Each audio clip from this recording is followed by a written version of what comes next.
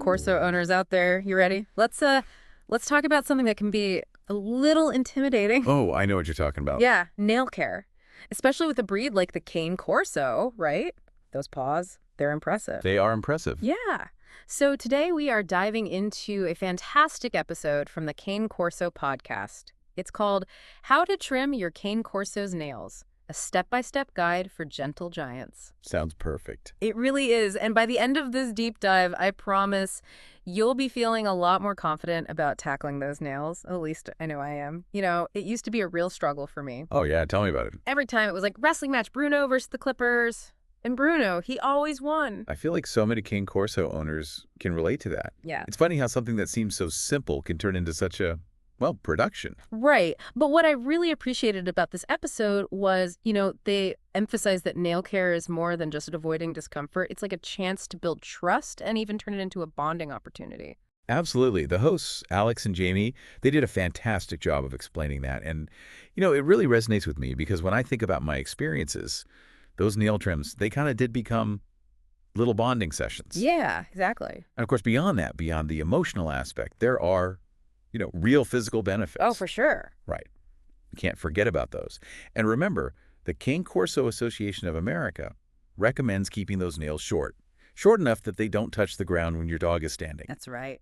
And that's not just about, aesthetics. It helps to prevent discomfort, gait problems. You can even prevent potential orthopedic issues down the road. It's amazing how important something so seemingly simple can be. So how do we actually make those nail trims happen smoothly? The podcast had a really clear step-by-step guide, so let's unpack it. First things first, got to make sure our furry friends are comfortable with us handling their paws, right? That's the foundation, for sure. You want to start by just touching their paws gently, maybe during a cuddle session. Just get them used to it. And then gradually, you can work your way up to actually holding their paws, giving lots of praise, lots of treats along the way. It's all about making it a positive experience. Right. No wrestling matches. No, exactly. Now, once your Corso is, cool with you handling their paws, it's time to gather the right tools. The podcast mentioned that a lot of Cane Corso owners prefer those Dremel-style grinders. They're pretty popular for good reason. Yeah. Those grinders, they can make the process smoother, less likely to cause splitting, especially with those thick Cane Corso nails. But traditional nail clippers, those can work too, especially if you've been using them since your Corso was a puppy. Just make sure they're the heavy-duty kind, the ones designed for large breeds. Makes sense. Now, I remember when I first started trimming Bruno's nails, I was so nervous about the quick. Oh, the quick. Yeah, that pink area inside the nail with all the blood vessels and nerves. I understand that. I was terrified of cutting into it. That's a common concern, especially with Cane Corsos, because their nails can be so thick and dark, it can be really tricky to see the quick. The podcast hosts, they had a great tip, though. Gently press on the tip of the nail with your thumb. You'll feel a slight give right before the quick. Oh, that's clever. Right. So simple. All about those little cues, paying attention. Absolutely. And when you're actually trimming or grinding, it's better to take off small amounts at a time. Exactly. Yep. It's much easier to, take off a little more if you need to than to deal with the bleeding quick. Oh, yeah. I've learned that the hard way. So speaking of which, what happens if you do accidentally nick the quick? It's happened to the best of us. Oh, it definitely happens. Yeah. The key is to stay calm. Your energy will directly affect your dog. You'll want to have some styptic powder on hand. It constricts the blood vessels and stops the bleeding. Okay, styptic powder. Cut it. And if you don't have any, you can also use cornstarch or flour. Just apply it to the nail, press gently with a clean cloth, and then supine. Shower your brave Corso with praise and treats. Exactly. Turning a potentially stressful moment into a positive one, it can make all the difference for next time. And that makes me think about something the Cane Corso podcast hosts emphasized.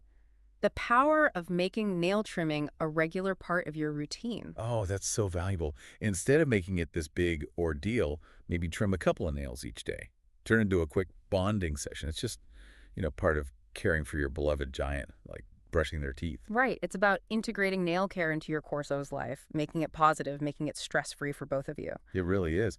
And that brings us to an important point, which is recognizing when you might need a little extra help.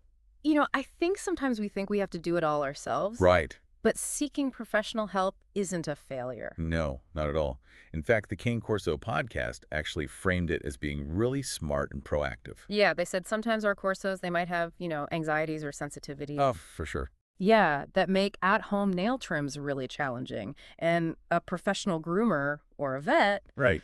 they can not only handle the nail trimming safely, Right. but they can demonstrate the proper techniques. Yes, and offer personalized advice. Yeah, and they've got that experience. They do. Yeah, and expertise to work with even the most resistant dogs. They see it all the time. Absolutely. And that makes me think about something else that struck me in the podcast, this idea that every Corso is different. Oh, they are. Yeah, so we can't treat nail care as a one-size-fits-all situation. Right. It's about observing your individual dog's needs. Exactly. Things like their activity level and the surfaces they walk on regularly. Okay. Yeah, these can significantly impact how often those nails need trimming. So like a Corso who's running around on pavement all day probably wears their nails down naturally. You got it. Okay. Exactly. While a Corso who's, more of a couch potato Right. might need those trims more frequently. That makes sense. It always comes back to that guideline we talked about earlier. If those nails are clicking or tapping on hard floors, Yeah. it's probably time for a trim. Yeah. Okay, so it's not about a specific length. Then what's the best way to gauge how much to trim? Look for signs of discomfort from your dog. Oh, Are the nails clicking on the floor? Are they hesitant to put weight on their paws? gotcha. Yeah, your dog will tell you what they need If you're paying attention. if you pay attention. That's right. Now, speaking of observation, Yes. did the Cane Corso podcast mention those dew claws? Oh, the dew claws, yes. They always seem a little tricky. They can be. Yeah? Yeah, they mentioned how easy it is to overlook them. Right, because they don't touch the ground. Right, they don't touch the ground, so they don't get worn down naturally. Right. But they can overgrow Yeah. and even curl into the dog's skin, Oh, ouch. which can cause discomfort and potential problems. Yeah, especially for a breed with bigger paws like a Cane Corso. Exactly. So it's essential to include those dew claws in your regular nail trimming routine. Okay, so don't forget the dew claws. Don't forget them. And this leads us to another crucial aspect that Alex and Jamie discussed. Okay. Patience and positive reinforcement. Oh, yeah. I was just thinking about that. Not all Corsos are going to be thrilled about getting their nails trimmed. Oh, no, they're not. Yeah. Some dogs, they might just be naturally anxious about having your paws handled. Right. That's perfectly okay. It's our job as owners to make this a positive experience. Yeah. So lots of praise, lots of treats. Maybe even a little playtime afterward. Exactly. Yeah. Make it fun and rewarding. Yeah. And remember, it's a process. If your Corso's particularly resistant, Right. don't be afraid to break the trimming sessions down into smaller steps. Oh, that's a good idea. More manageable steps. Like training them to be comfortable with it. Exactly. Little by little. That's it. I love how this entire deep dive is highlighting the connection between nail care and the bond we have with our Corsos. It's not just about the physical task. Right. It's about building that trust and strengthening that relationship. It really is amazing how something like nail care, which seems so simple on the surface, can be so connected to that bond we have with our Cane Corsos. It really is. The Cane Corso podcast hosts did a great job of driving that point home. It's like those little moments, they become these windows into the bigger picture. Right, and you start to realize that even routine things like nail trims, they can be these opportunities to connect more deeply with your dog. They really can. And for a breed like the Cane Corso that thrives on that connection, that trust, it's especially important. Absolutely. It's about understanding their needs, being patient with them, and showing them, that you care about their well-being, even if it means doing something they might not enjoy. Exactly. And that brings us to a thought-provoking question for our listeners. Oh, I like where this is going. Lay it on me. We've been talking about how integrating nail care into your Cane Corso's routine can strengthen that bond you share. Right. But how can you take that same mindset, that same blend of patience, understanding, and positive reinforcement, and apply it to other aspects of your relationship with your Corso? Wow, that's a great question. It's like taking the lessons from nail trimming and scaling them up to the bigger picture of dog ownership. Exactly.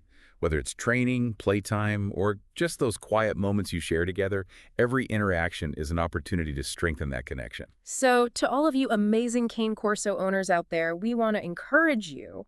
Embrace those giant paws, those soulful eyes, and those moments of connection. Big or small, they all matter. They really do.